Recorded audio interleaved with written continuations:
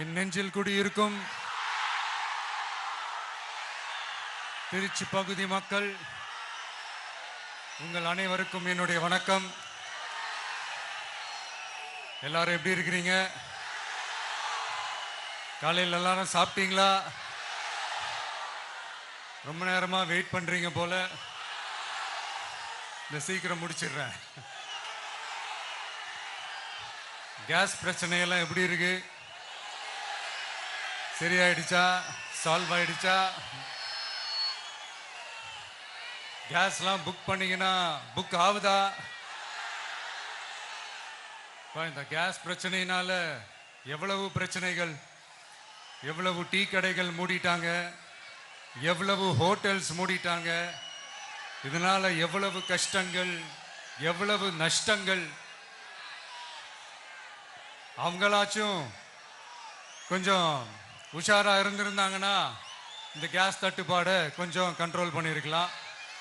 இவங்களாச்சும் கொஞ்சம் முன்னெச்சரிக்கையா இருந்திருந்தா அட்லீஸ்ட் நம்ம ஊர்லயாச்சும் இந்த கேஸ் தட்டுப்பாடை கொஞ்சம் கண்ட்ரோல் பண்ணியிருக்கலாம். இவங்க 2 பேரும் தான் இதுக்கு காரணம். ஆனா நம்ம ஸ்டாலின் சாரை கேட்டீங்கன்னா நமக்கு அதுக்கும் சம்பந்தமே இல்லையே அப்படின்பாரு. ஆனா அவரு வீட்டில் ஏதாவது ஒரு ரைடுனா, அவரு வீட்டில் ஏதாவது ஒரு பிரச்சனைனா டெல்லிக்கு பறந்து போயிட்டு வருவாரு. இந்த கேஸ் சிலிண்டர் பிரச்சனைக்கு கொஞ்சம் டெல்லிக்கு பறந்து போயிட்டு வரலாம்ல, கொஞ்சம் பிரயோஜனமா வச்சு இருக்கும்ல. கேஸ் சிலிண்டருக்கு மானியமா 100 ரூபாய் தருவேன்னு சொன்னீங்களே, என்ன ஆச்சு? கரும்புக்கு ஆதார விலையா 4000 ரூபாய் தருவேன்னு சொன்னீங்களே, என்ன ஆச்சு? இந்த ரேஷன்ல சர்க்கரை 1 கிலோ எக்ஸ்ட்ரா தருவேன்னு சொன்னீங்களே, என்னாச்சு? ரேஷன்ல உளுந்தம்பருப்பு கொடுப்பேன்னு சொன்னீங்களே, என்னாச்சு? நானும் இது எத்தனை வாட்டி ரிப்பீட் பண்றதுன்னு எனக்கு தெரியல. நீட்டை ரத்து செய்வோம்னு சொன்னீங்களே, என்னாச்சு? சோ எதெல்லாம் அவரால் செய்ய முடியாதோ அதையெல்லாம் பொய் வாக்குறுதிகளா கொடுத்து ஏமாத்துறது தான் இவருடைய வேலையே. இப்ப அடுத்த செட் ஆஃப் இந்த பொய் வாக்குறுதிகளை ரெடி பண்ணிட்டாரு. அதனால அவரை மாதிரி நாங்க பொய் வாக்குறுதிகள்லாம் கொடுக்க மாட்டோம். மக்களுடைய தேவைகள் என்னன்னு சரியா புரிஞ்சுக்கிட்டு அதுக்கேற்ற மாதிரி தான் நாம செயல்படுவோம். 6 சிலிண்டர்கள் தாய்மார்களுக்கு கட்டணம் இல்லாம அன்னபூர்ணி சூப்பர் 6 திட்டம் சொன்ன மாதிரியே நிறைவேற்றுவோம். கல்யாணம் ஆகி போற நம்ம தங்கைகளுக்கு 1 பவுன் தங்கமும் பட்டு சேலையும் சொன்ன மாதிரியே கொடுப்போம். 60 வயசு வரைக்கும் இருக்கிற குடும்ப தலைவிகளுக்கு மாதந்தோறும் 2500 சொன்ன மாதிரியே கொடுப்போம். என்னுடைய அம்மா, அக்கா, தங்கைகள் எல்லாருமே தமிழ்நாட்டில் எந்த மூலையிலிருந்து எங்க வேணாலும், தமிழ்நாட்டுக்குள்ள எந்த பஸ்ல வேணாலும் ஃப்ரீயா சொன்ன மாதிரியே ஃப்ரீயா போகலாம்.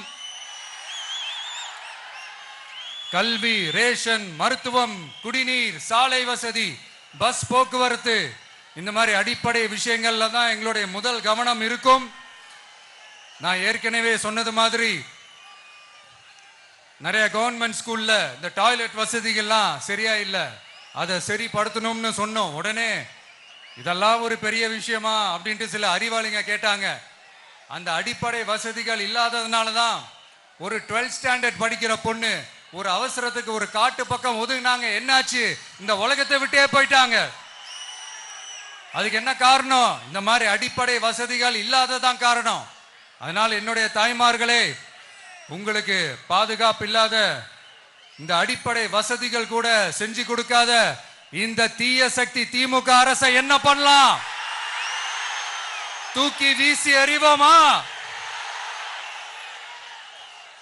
எதுக்கு இப்ப அங்க இங்க சுத்திக்கிட்டு நம்ம ஊருக்கே வருவோம், நம்ம திருச்சிக்கே வருவோம். இங்க ஒரு மந்திரி இருக்கிறாரு, நகராட்சி துறையில வேலை வாங்கி தரதா சொல்லி கோடிக்கணக்கான பணத்தை லஞ்சமா வாங்கிக்கிட்டு தகுதியானவங்களுக்கு எல்லாம் வேலை வாய்ப்பு கிடைக்காத அளவுக்கு பண்ணிருக்கிறாரு. இதெல்லாம் எவ்வளவு பெரிய ஒரு ஏமாத்து வேலை. அதனால நம்ம தம்பி தங்கைகளே, உங்களுக்கு இந்த வேலை வாய்ப்பை பறிச்ச இந்த ஸ்டாலின் சார் சர்க்காரை என்ன பண்ணலாம்? தூக்கி வீசி எறிவோமா? உங்களுக்கு இந்த பாதுகாப்பு இல்லாத, சட்டம் ஒழுங்கு சரியில்லாத இந்த தீய சக்தி திமுக அரசை என்ன பண்ணலாம்? தூக்கி வீசி எறிவோமா? நகராட்சி துறையில மட்டுமே 1000 கோடிக்கு மேல ஊழல்னா அப்ப மற்ற துறையில எல்லாம் கொஞ்சம் கணக்கு போட்டு பாருங்க, தலையெல்லாம் சுத்தி போயிடும். நான் கொஞ்ச நாளைக்கு முன்னாடி சொல்லியிருந்தேன், இந்த ஸ்டாலின் சார் டாக்ஸ் அப்படின்ட்டு, இந்த ஜிஎஸ்டி மாதிரி எஸ்எஸ்டி, அதை பத்தி அவங்க வாயை திறக்கலைங்க. என்னமோ அவங்களே ஒத்துக்கிட்ட மாதிரி இருக்குது. ஆமா, இப்படி ஒரு டாக்ஸ் இருக்குது அப்படின்னு அவங்களே ஒத்துக்கிட்ட மாதிரி ஆயிடுச்சு.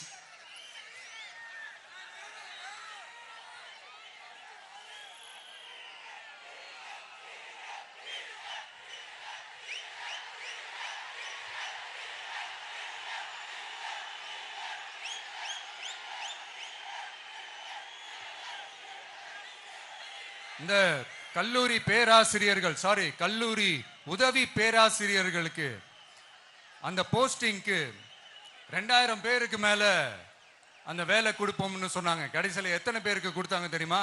வெறும் 5 பேருக்கு. 2000 எங்க, 5 எங்க? அதனால இதெல்லாம் வெறும் அறிவிப்புகள் மட்டும்தான். இது மாதிரி லட்சக்கணக்கான காலி பணியிடங்களை நிரப்புவோம்னு சொன்னாங்க. அதுவும் என்ன ஆச்சுன்னு தெரியல.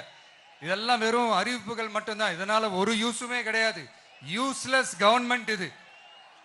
அது மாதிரி 100% ஒரு நியாயமான ஒரு ஆட்சியை நாம கொடுப்போம்ங்க. 100% நீங்க இந்த விஜய நம்பலாமுங்க. நீங்க நம்புறீங்கன்னு எனக்கு தெரியும். அதனாலதான் என்னுடைய சொந்த பந்தங்களாகிய உங்ககிட்ட எனக்கு அந்த உரிமை இருக்கு.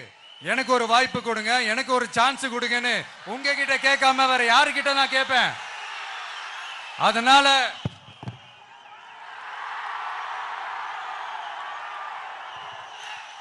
எனக்கு ஒரே ஒரு வாய்ப்பு கொடுங்க.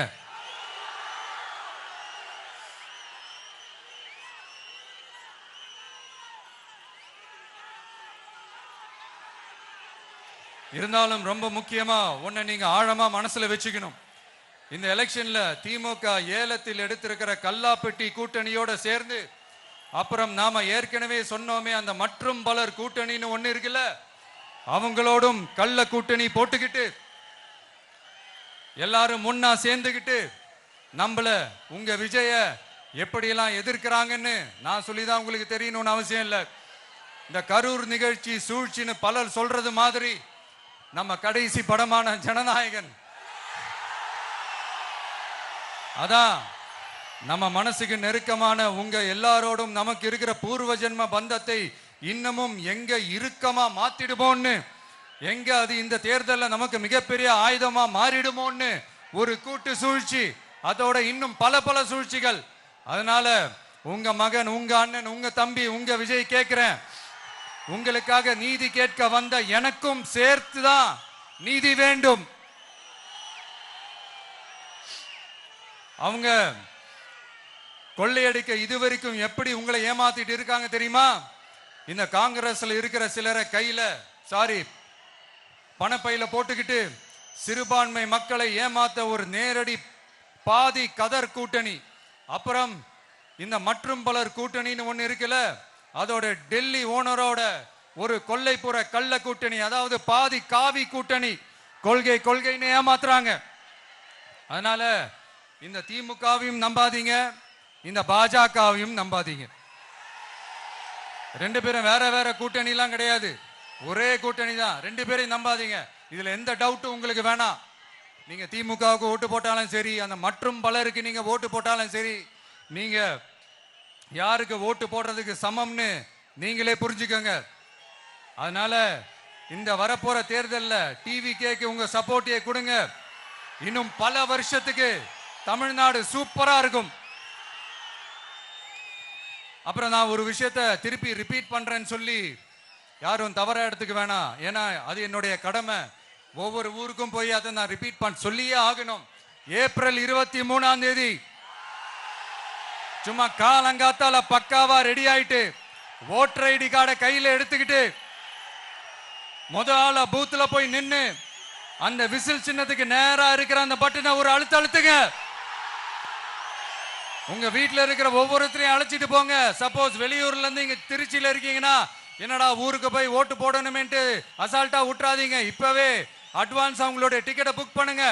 இது ஒரு தலைமுறைக்கான ஒரு தேர்தல், உங்களுக்கான தேர்தல். எவ்வளவு பெரிய வசதியான வாழ்க்கையா இருந்தாலும் எல்லாத்தையும் உதறி தள்ளிட்டு உங்களுக்காக மட்டுமே வந்திருக்கிறேன். உங்களுக்காக நன்றி கடன் செலுத்துறதுக்காக மட்டுமே வந்திருக்கிறேன். அத்தனை வழிகளையும் தாங்கிக்கிட்டு உங்களுக்காக மட்டுமே வந்திருக்கிறேன். ஒரு நாளும் பொய் சொல்லி உங்களை நான் ஏமாத்த மாட்டேன். இந்த 4 முனை போட்டி 40 முனை போட்டின்னு எத்தனை முனை போட்டின்னு வந்தாலும் இங்க 2 முனை போட்டி மட்டும்தான். ஒன்னு டிவிகே, இன்னொன்னு டிஎம்கே. மக்கள் விரோத ஆட்சி நடத்துற ஸ்டாலின் சார் வேணுமா, மக்களை நேசிக்கிற விஜய் வேணுமா? அவ்வளவுதான் இந்த தேர்தலே. அதனால உங்க விஜய்க்கு, உங்க அண்ணனுக்கு, உங்க தம்பிக்கு, உங்க பிள்ளைக்கு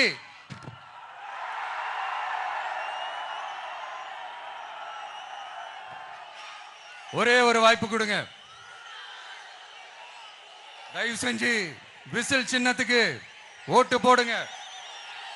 இது ஒரு விசில் புரட்சி தேர்தலா இருக்கணும். இங்க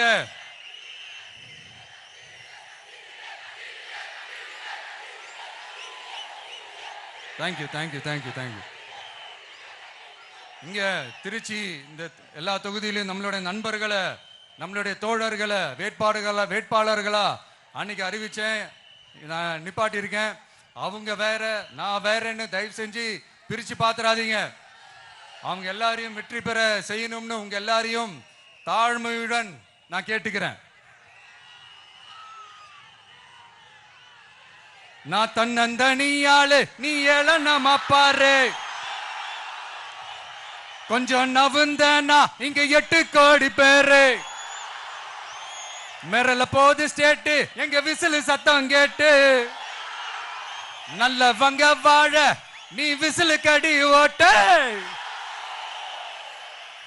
கடைசி நம்பிக்கை மக்களை தேடி வருது. அதை இறுக்கி புடிச்சு ஒரு வரலாறு எழுது. உங்க விஜய் நான் வர. விசில் அடிக்க ரெடியா?